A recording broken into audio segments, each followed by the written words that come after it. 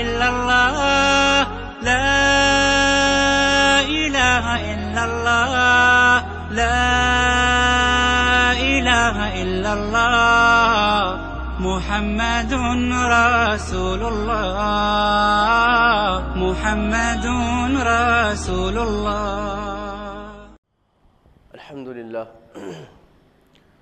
الحمد لله نحمده ونستعينه ونستغفره ونؤمن به ونتوكل عليه ونعوذ بالله من شرور أنفسنا ومن سيئات أعمالنا من يهده الله فلا مضل له ومن يضلله فلا هادي له ونشهد أن لا إله إلا الله وحده لا شريك له ونشهد أن سيدنا ومولانا محمدا عبده ورسوله.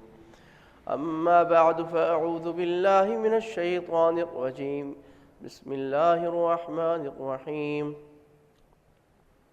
ولا تصعر خدك للناس ولا تمشي في الأرض مرحا إن الله لا يحب من كان مختالا فخورا. صدق اللہ العظیم. ایک مرتبہ محبت سے درود شریف پڑھ لیجیے.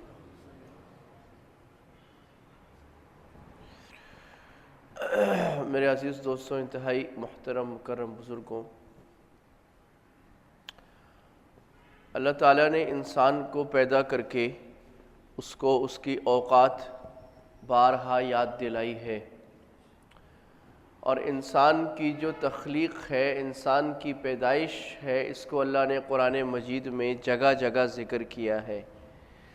چنانچہ سورہ حج کی جو آیت ہے خلق الانسان من علق من نطفۃ ثم من علقۃ ثم من مضغۃ مخلقۃ وغیر مخلقۃ لنبین لکم ونقر فی الارحام ما نشاء الی اجل مسمى. اللہ تعالیٰ نے بتایا کہ انسان تجھے میں نے نطفے سے پیدا کیا ہے، یعنی ایک گندے پانی کے قطرے سے. وہ اتنا گندا قطرہ ہے کہ اگر جسم سے نکل جائے تو جسم پہ وضو نہیں، غسل واجب ہو جاتا ہے، اور اگر وہ جسم میں یا کپڑے پہ لگ جائے تو وہ ناپاک ہو جاتا ہے. اس کو دھوئے بغیر نماز، طواف اور عبادت قبول نہیں ہوتی. اس گندے نطفے سے میں نے تجھے پیدا کیا ہے. اللہ ہمیں سونے سے بھی پیدا کر سکتے تھے، اللہ چاندی سے بھی پیدا کر سکتے تھے، اللہ ہیرے سے بھی پیدا کر سکتے تھے، اور وہ زیادہ مناسب بھی لگتا تھا کیونکہ انسان تو اشرف المخلوقات ہے. اللہ تعالیٰ نے انسان کو پوری مخلوق کا سردار بنایا ہے، تو ہونا تو یہ چاہیے تھا سونا چاندی سے انسان کو پیدا فرماتے، لیکن اللہ نے ہمارے اول آدم علیہ السلام کو من تراب، مٹی سے پیدا فرمایا، من طین، کیچڑ والی مٹی سے پیدا فرمایا، پہلے مٹی اس کو پانی میں گھلا کر، اور انسان کو جب آدم علیہ السلام کے بعد پیدا فرمایا تو گندے نطفے سے پیدا فرمایا. اللہ اپنی اوقات یاد دلا رہے ہیں کہ انسان تیری اوقات ایک گندے پانی کا نطفہ ہے اور کچھ نہیں ہے. ثم من علقۃ، تو پھر اللہ تعالیٰ نے اس کے بعد خون کا لوتھڑا بنایا.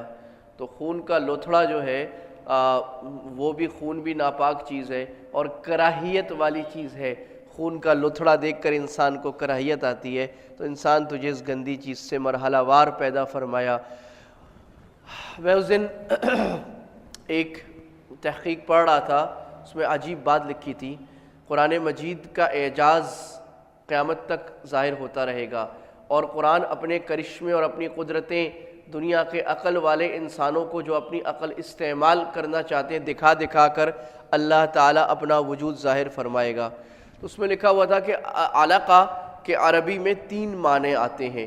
علقہ کا ویسے تو معنی ہم کرتے ہیں خون کا لوتھڑا.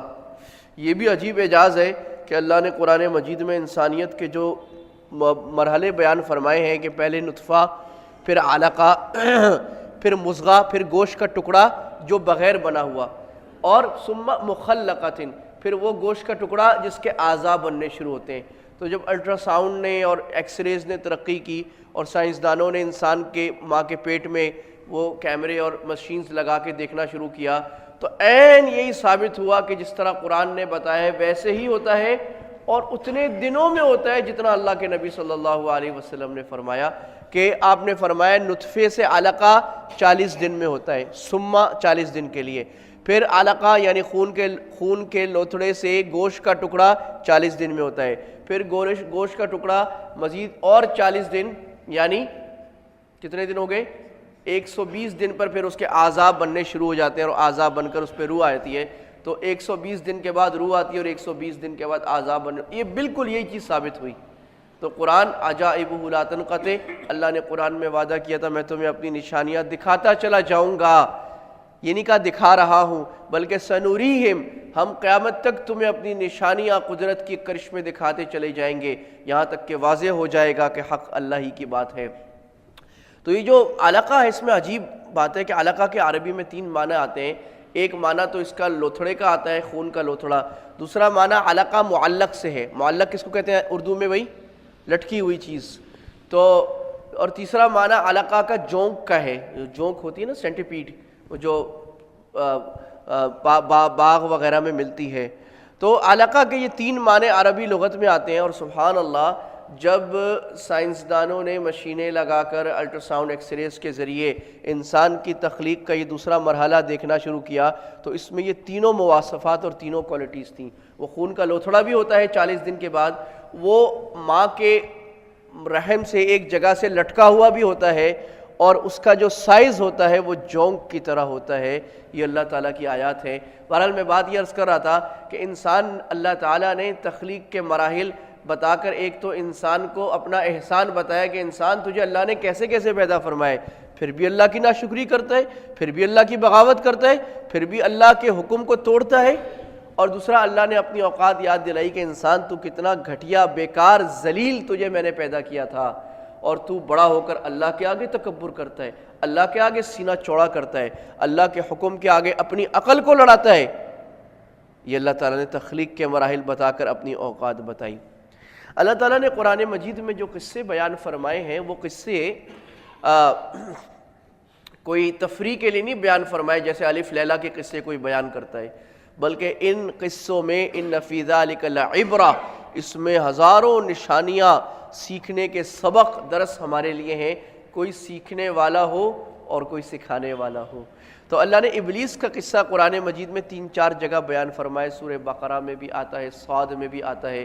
تو ابلیس کو جب اللہ تعالیٰ نے فرمایا، آدم علیہ السلام کو اپنے ہاتھ سے اللہ نے بنا کر کہا کہ اسجدوا لآدم، سجدہ کرو، تو ابلیس نے کہا فسجدوا الا ابلیس، اللہ نے فرمایا سب نے سجدہ کیا، ابلیس نے سجدہ نہیں کیا.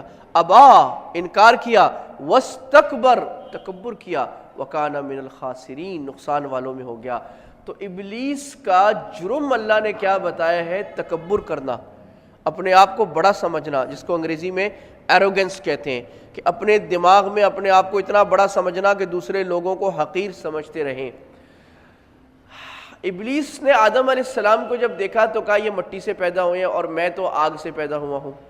اچھا، انسان کے اندر نا جو بیسک سبسٹینس ہیں وہ 4 ہیں، مٹی ہے، پانی ہے، ہوا ہے اور آگ ہے. اب شیطانوں میں، جنوں میں آگ غالب ہے اور انسانوں میں مٹی غالب ہے. ہیں یہ 4 سبسٹینس جس سے آدمی انسان بنتا ہے، ایئر، واٹر، فائر اینڈ ارتھ. تو اس نے کہا، اچھا ابلیس جو تھا، یہاں اشکال ہوتا ہے عجیب. علماء نے لکھا ہے کہ اللہ قرآن مجید میں کہہ رہے ہیں کہ اللہ نے فرشتوں سے کہا تھا سجدہ کرو، اور ابلیس نے سجدہ نہیں کیا تو اسے سزا ہوئی. سوال یہ پیدا ہوتا ہے ابلیس کو تو حکم ہی نہیں کیا تھا، وہ تو جن تھا، اللہ نے حکم تو کس کو کیا تھا؟ فرشتوں کو. اس کا جواب مفسرین کرام نے یہ دیا، اللہ ان پر لاکھوں رحمتیں کرے، جو قرآن کو ہمیں سمجھا کے چلے گئے تفسیر کی کتابوں میں، ورنہ قرآن سے پتہ نہیں کیا کیا گمراہیاں ہم نکال کے بیٹھے ہوتے. انہوں نے لکھا کہ اصل میں ابلیس اتنی کثرت سے عبادت کرتا تھا، اتنی زیادہ عبادت کرتا تھا، اللہ کو اتنا پہچان چکا تھا اور اتنا بڑا عالم ہو چکا تھا کہ اس کا شمار فرشتوں میں ہونے لگ گیا تھا، اور فرشتوں کو جو حکم ہوتا تھا وہ ابلیس کو بھی ہوتا تھا. تو ایسا آدمی جو عالم بھی تھا بڑا کائنات کا، عابد بھی تھا، ہر وقت اللہ کی عبادت سے کبھی اس کی نظر نہیں ہٹتی تھی، اور عارف بھی تھا، اللہ تعالیٰ کو پہچانا ہوا بھی تھا کہ اللہ کتنی عظیم ذات ہے، پھر بھی انکار کیا. تو تکبر کے مرض کا کیڑا اس کے دل میں تھا، جو کیڑا نہ اس کے علم میں کام آیا، نہ اس کی عبادت کام آئی، نہ اس کی معرفت کام آئی، سب برباد کر دی. اتنا خطرناک مرض اور اتنی خطرناک بیماری ہے، اپنے آپ کو بڑا اور دوسروں کو حقیر اور چھوٹا سمجھنا. واستکبر وکان من الکافرین، اللہ کہتے کافر ہو گیا تکبر اتنا خطرناک مرض ہے جو انسان کو اندر سے اندر کافر بنا دیتا ہے، انسان کو پتہ کوئی نہیں لگتا۔ اور ایسا ہوا کہ اللہ کے آگے ڈٹ گیا، اللہ نے کہا کہ تجھے جہنم میں داخل کروں گا، تو کہا ٹھیک ہے اللہ مجھے مہلت دیں اور میں آپ کے ساتھ آپ کی مخلوق کو بھی جہنم میں لے جاؤں گا۔ اللہ نے کہا دفع ہو جا، مہلت بھی ہے تجھے، میرا دربار ایسا ہے کہ شیطان بھی دعا کرتا ہے، اس کی دعا بھی میں رد نہیں کرتا۔ لَأَمْلَأَنَّ جَهَنَّمَ مِنْكَ وَمِمَّن تَبِعَكَ مِنْهُمْ أَجْمَعِينَ، میں تجھ سے اور تیری پیروی کرنے والے سارے لوگوں سے جہنم کو بھر دوں گا۔ تو ہم فارسی کا کریمہ پڑھا کرتے تھے اولیٰ سے پہلے، آج تو فارسی پڑھنے والے ہی ختم ہو گئے، پڑھانے والے ہی ختم ہو گئے۔ فارسی میں ہمارے اسلام کی جتنی میراث ہے، جتنی تراث ہے، وہ عجیب ہے۔ اب وہ فارسی زبان کو انگریز نے جب ختم کیا، آفیشیل لینگویج انڈیا کی وہ متحدہ ہندوستان کی فارسی ہو، تو ہمارا سارا علم، ہمارا تصوف، ہمارا فہم جو ہے اسلام کا وہ کٹ کے رہ گیا۔ تو شیخ سعدی نے کریمہ میں لکھا تھا تکبر عزازیل را خار کرد، بزندان لعنت گرفتار کرد۔ تکبر نے عزازیل، ابلیس کا نام تھا، اس کو خوار کیا، لعنت کے اندر گرفتار کیا، اور کیا کیا؟ سر کے بل الٹا چلایا۔ تو پھر آخر میں نصیحت کرتے ہیں کہ میرے بھائی تکبر کیوں کرتا ہے؟ چرامی کنی و چرامی کنی، تکبر چھوڑ دو، برباد کرے گا تجھے، ذلت میں لے جائے گا تجھے، برباد اور خراب کر کے چھوڑ دے گا۔ ہمارے حضرت مفتی تقی عثمانی صاحب دامت برکاتہم، میرے شیخ، تکبر کی ایک مثال بیان فرماتے ہیں کہ تکبر والا جو اپنے آپ کو سمجھ رہا ہوتا ہے میں بہت بڑا ہوں، وہ اس کی مثال ایسی ہے کوئی آدمی پہاڑ کے اوپر کھڑا ہو، پہاڑ کے اوپر جو آدمی کھڑا ہوتا ہے وہ اس کو نیچے والے لوگ چھوٹے نظر آ رہے ہوتے ہیں، سمجھتے ہیں میں بڑا ہوں سب چھوٹے ہیں، اور جو نیچے سارے لوگ ہوتے ہیں ان کو متکبر چھوٹا نظر آ رہا ہوتا ہے۔ تو جو آدمی تکبر کے مرض میں گرفتار ہوتا ہے اس کو اپنا آپ بہت بڑا نظر آ رہا ہوتا ہے، دوسروں کو حقیر سمجھ رہا ہوتا ہے، اور اس مرض میں مبتلا آدمی کو ساری دنیا حقیر اور بیکار سمجھ، کیسا فضول آدمی ہے، اپنی بڑائی بیان کرتا ہے۔ امام غزالی رحمہ اللہ تعالیٰ کا ایک چھوٹا سا رسالہ ہے، چھوٹی سی کتابچہ، اس کا نام ہے رسالۃ الکبر۔ اس میں امام غزالی رحمہ اللہ تعالیٰ نے تکبر کی تعریف اور اقسام بیان فرمائی ہے۔ تو فرمائے تکبر کا مطلب کیا ہے؟ تکبر کا مطلب یہ ہے کہ اپنی کسی چیز کے اوپر بڑائی کرنا، اپنے آپ کو بڑا سمجھنا اور اللہ کی مخلوق کو حقیر سمجھنا، یہ ہے تکبر۔ ایک مرض ہے عجب، عجب کا مطلب ہوتا ہے اپنے آپ کو بڑا سمجھنا، اور تکبر میں پھر ملٹیپل چیزیں، اپنے آپ کو بڑا سمجھنا اور دوسروں کو حقیر سمجھنا۔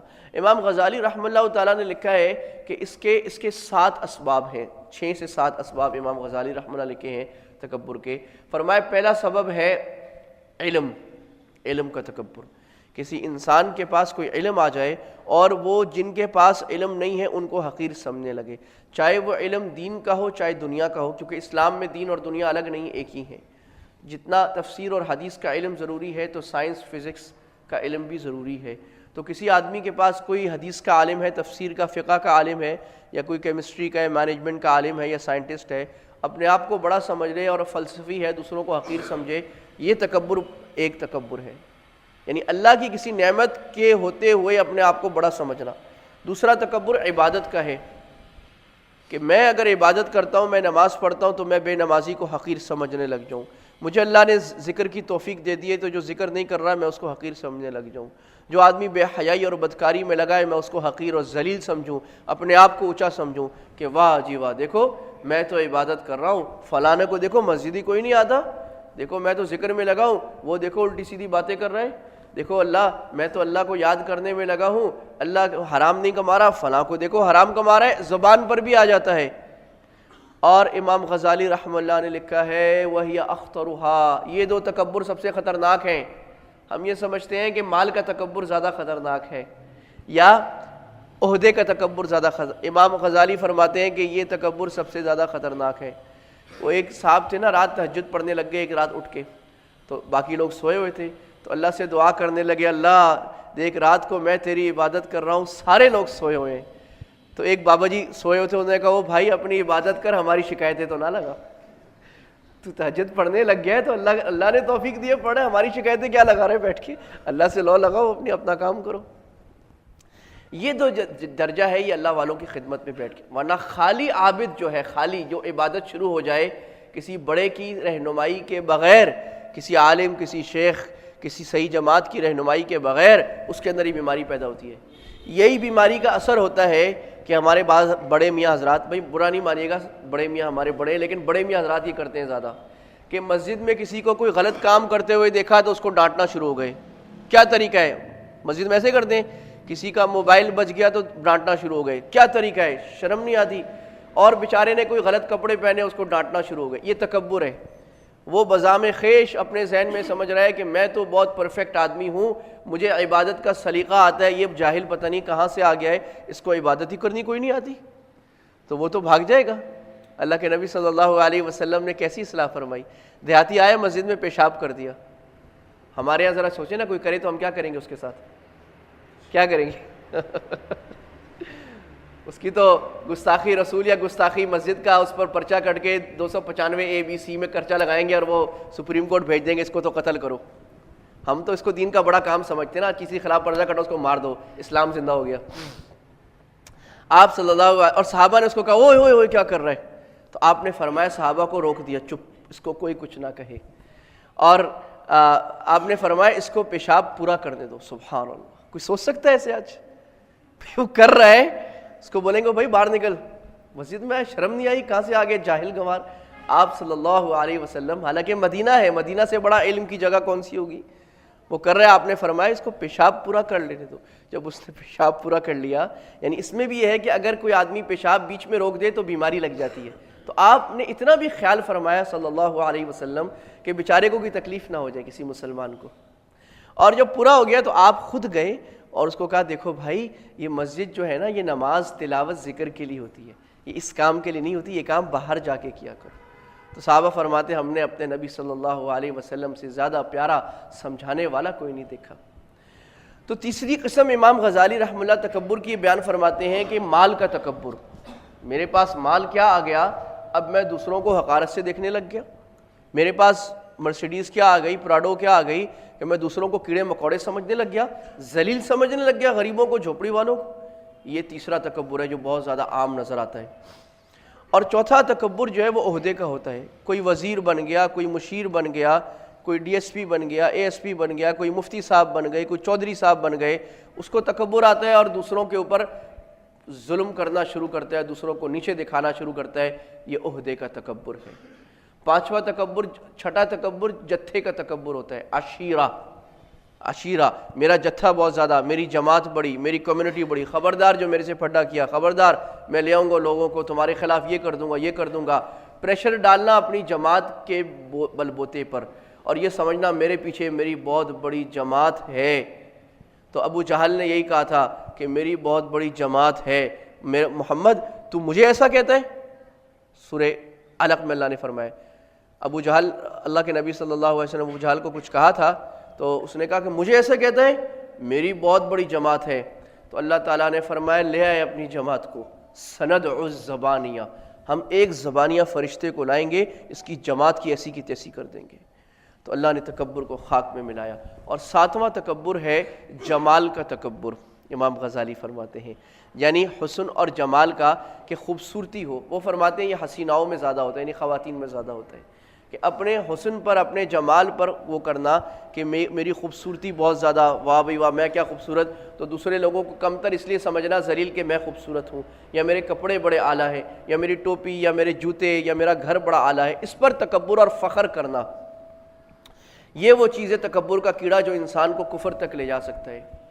پھر یہ دیکھیے کہ جتنی بیماریاں ہیں, اصل میں صوفیاء کرام اور جتنے بھی دل کے علماء گزرے ہیں تاریخ میں, جب بھی وہ اس نتیجے پر پہنچے ہیں کہ انسان جو بھی غلطیاں کرتا ہے اس کا اصل سبب دل ہوتا ہے. یہ بات کافی دفعہ میں عرض کر چکا ہوں, نقل کر چکا ہوں. مثلا انسان غصہ دوسرے پر کیوں کرتا ہے؟ اس لیے کہ تکبر ہے, وہ اپنے آپ کو بڑا سمجھتا ہے. اب کوئی اگر اس کی بڑائی میں رکھ نہ ڈالے تو وہ اس کو غصہ آتا ہے کہ میں اتنا بڑا آدمی, اس کی ہمت کیسی, مجھے ایسے کہتا ہے, میں تو چھوڑوں گا نہیں اس کو. غصہ اس لیے آتا ہے. انسان غیبت کیوں کرتا ہے, دوسروں کی کمیاں کیوں بیان کرتا ہے؟ اس لیے کہ وہ اپنے آپ کو بڑا سمجھتا ہے. تو وہ کہتے ہیں ہاں فلاں کو بھی طریقہ نہیں آتا, فلاں کو بھی نہیں آتا, وہ دیکھو کیسا گوار, وہ دیکھو کیسا خراب, وہ دیکھو کیسا بے دین, اس کو دیکھو. اپنے آپ کو بڑا سمجھ رہا ہے اس لیے غیبت کرتا ہے. جس کے دل میں تکبر نہیں ہوگا وہ غیبت نہیں کرے گا. انسان حسد کیوں کرتا ہے؟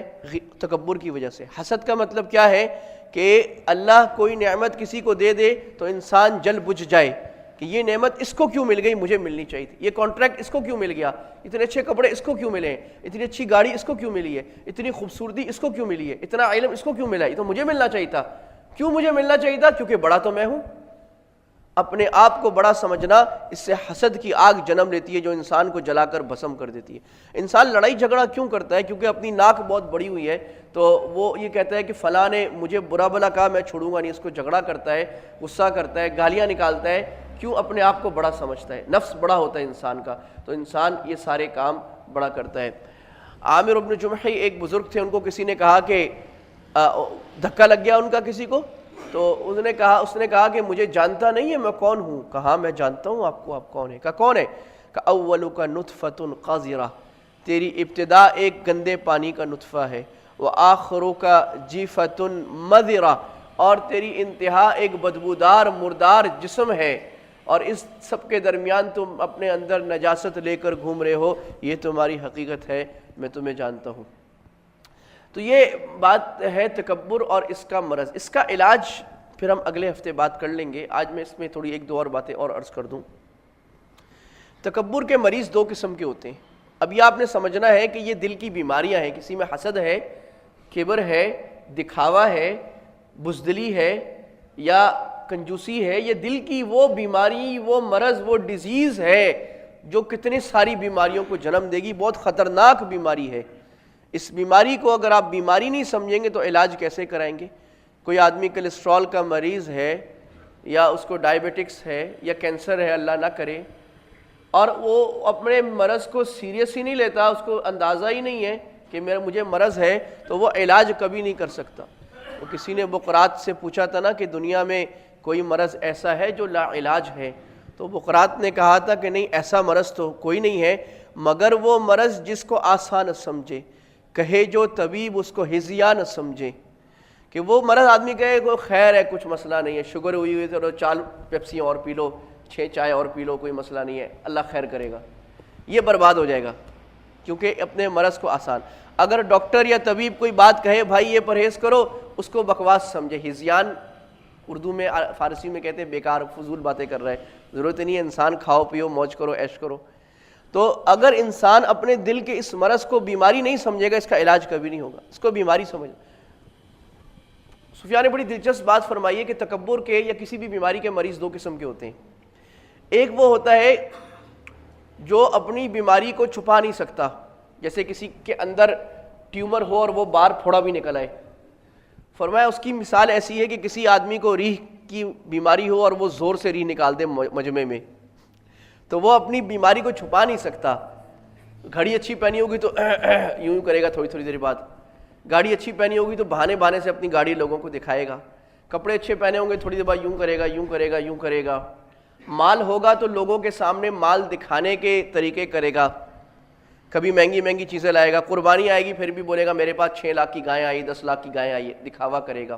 میں نہیں کہہ رہا ہر ایک آدمی دکھاوا کرتا ہے، لیکن یہ علامت اس بات کی ہے کہ دکھاوا کر رہا ہے، ضروری نہیں ہو سکتا ہے بیچارے کی نیت صحیح ہو، لیکن یہ دکھاوے کی علامات ہیں۔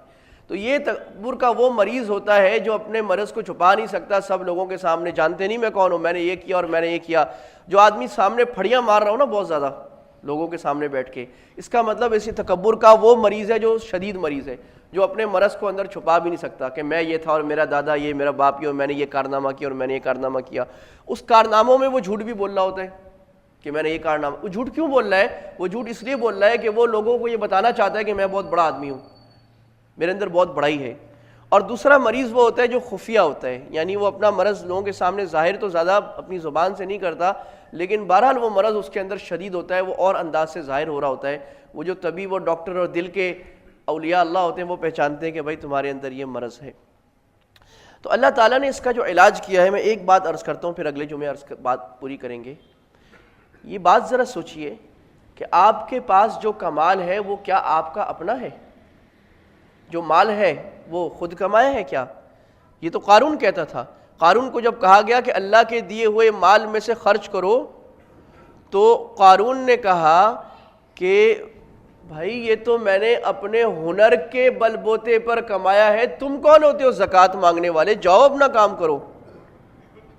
یہ تو علی علم عندی، میں بہت ہنرمند آدمی ہوں، ایکسپرٹ بزنس مین ہوں، میں نے کمائے، تم کون ہوتے ہو جاؤ. تو یہ مال اپنا کمال ہے کیا؟ یہ حسن اپنا کمال ہے کیا؟ یہ عہدہ اپنا کمال ہے کیا؟ یہ علم اپنا کمال ہے؟ یہ عبادت کیا میرا کمال ہے یا اللہ کی توفیق ہے کہ اللہ نے مجھے تلاوت کی اور مسجد میں آنے کی توفیق عطا فرما دی، اللہ نے مجھے مسلمان بنا دیا؟ تو اللہ کا کمال ہے. تو غیر کے کمال پر بھی کون بے وقوف ہے جو اتراتا ہے کہ میں شادی پہ کسی کی مانگی ہوئی واسکٹ پہن کے چلا جاؤں، مانگا وہ جوتا اور مانگے ہوئے کپڑے پہن کے چلا جاؤں اور پھر میں پھڑیاں ماروں لوگوں کے سامنے، وہ واہ جی واہ کیا میری واسکٹ اور کیا میرے جوتے. یہ تو اس بے وقوف کی مثال ہے. تو ساری نعمتیں جب کہ اللہ کی دی ہوئی ہیں تو کوئی عقل مند آدمی یہ سوچ سکے کہ یہ اترانے کی چیز نہیں ہے، یہ بڑائی جتانے کی چیز نہیں ہے، بلکہ یہ عاجزی اور شکر کا مقام ہے کہ میرے اللہ نے مجھے دیا. اللہ الحمدللہ. اللہ کے نبی صلی اللہ علیہ وسلم نے فرمایا کہ تم میں سے کوئی جنت میں اپنے کمال سے داخل نہیں ہوگا. کوئی جنت میں، کوئی بڑا عابد، کوئی بڑا عالم، کوئی بڑا زاہد. صحابہ نے عرض کیا وَأَنْتَ یا رسول اللہ، یا رسول اللہ آپ بھی؟ آپ نے فرمایا میں بھی اللہ کے فضل سے جنت میں داخل ہوں گا. جب سارا کام اللہ کے فضل سے ہے تو پھر بڑائی تو اس اللہ کی ہے نا. اس لیے ہم اللہ اکبر ہر چیز کے بعد، اس لیے ہر نماز کے بعد اللہ اکبر استغفر اللہ. کیوں؟ بڑائی اللہ کی، اللہ نے دیا، میں نے کچھ نہیں کیا. تو یہ نسخہ ہے شکر کا. ایک علاج آج عرض کر رہا ہوں، باقی انشاءاللہ اگلے کہ شکر کی اگر عادت بنائی جائے تو تکبر کا علاج ہو جاتا ہے. شکر کا مطلب کیا ہے کہ اللہ آپ نے نعمت مجھے دی الحمدللہ، آپ نے مال دیا الحمدللہ، آپ نے حسن دیا الحمدللہ، آپ نے عہدہ دیا الحمدللہ، آپ نے نماز اور عبادت کی توفیق دی الحمدللہ، آپ نے علم دیا، ہنر دیا، اسکلز دی مجھے الحمدللہ. تو الحمدللہ کو یہ سوچ کر کہنا کہ اللہ یہ میرا کمال نہیں ہے، آپ کا کمال ہے، میں آپ کی تعریف کر رہا ہوں. چھری اگر اچھا کاٹتی ہو اور کوئی چھری کی تعریف کرے تو وہ چھری کی تعریف نہیں ہے، بنانے والے کی تعریف ہے. اگر کوئی گاڑی بہت اچھی دوڑتی ہے اور بہت اچھے سپیکس ہیں اس گاڑی کے اور کوئی اس گاڑی کی تعریف کرے تو بہت بے وقوف آدمی ہوگا جو یہ سمجھے کہ گاڑی کی تعریف ہو رہی ہے. وہ گاڑی کی تعریف نہیں ہو رہی، وہ اس کمپنی والوں کی تعریف ہو رہی جنہوں نے وہ گاڑی بنائی ہے. تو یہ شاہکار صناعی میرے خالق اور مالک مولا نے بنائی ہے. لہذا یہ سوچ کر انسان اپنے آپ کو نیچے کر لے، ہمبل کر لے کہ بھئی میرا کوئی کمال نہیں، میرا اللہ کا کمال ہے، مجھے کیا حق ہے اترانے کا، دوسروں کو ذلیل سمجھنے کا. اللہ تعالی ہمیں اس خطرناک بیماری اور باقی ظاہری باطنی تمام بیماریوں سے بچنے کی اور اس کا علاج کرانے کی اور اللہ والوں کی خدمت میں بیٹھنے کی توفیق عطا فرمائے. وما علینا الا البلاغ وآخر دعوانا الحمدللہ رب العالمین.